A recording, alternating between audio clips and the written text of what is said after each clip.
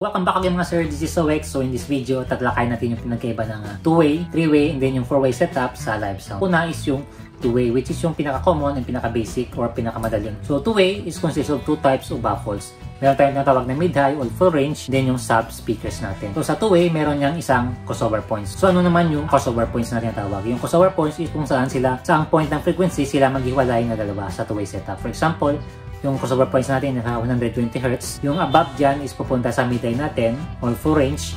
And then yung subs naman is pupunta sa 120 Hz and below. So isa lang yung crossover points natin.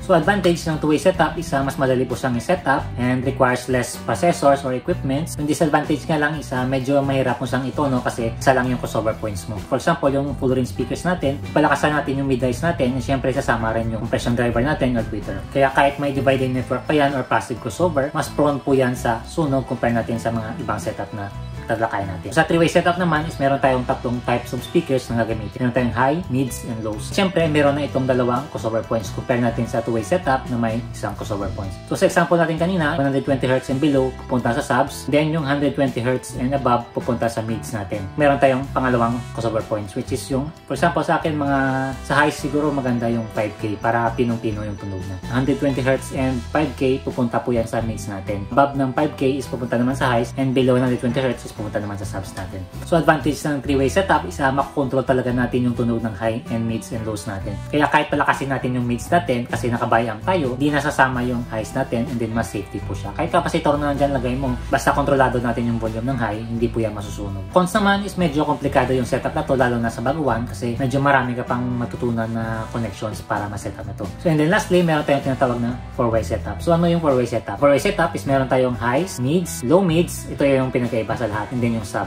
So sa 4-way setup, meron na tayong tatlong crossover points. So yung unang crossover points is para sa subs natin. So typically, mga mas mainam siguro mga, for example lang to mga below 60 Hz, pupunta po yan sa sub frequencies natin.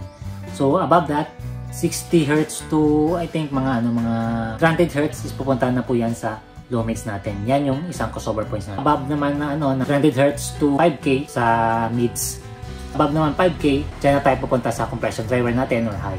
So, meron tayong tatlong crossover points. So, advantage ng 4-way setup is kontrolado talaga natin yung multiband na frequencies ng ating sound system. So, for example, kung gusto natin palakasin yung kicks ng system natin or yung sound natin, syempre, i-boost natin yung low mid natin na amplifiers. And then, kung acoustics naman or band na wala masyadong kicks, pwede natin yung ibawas-bawasan yung kicks natin and syempre palakasin naman yung mga sub frequencies natin, which is yung ginagamit kayo sa mga banda.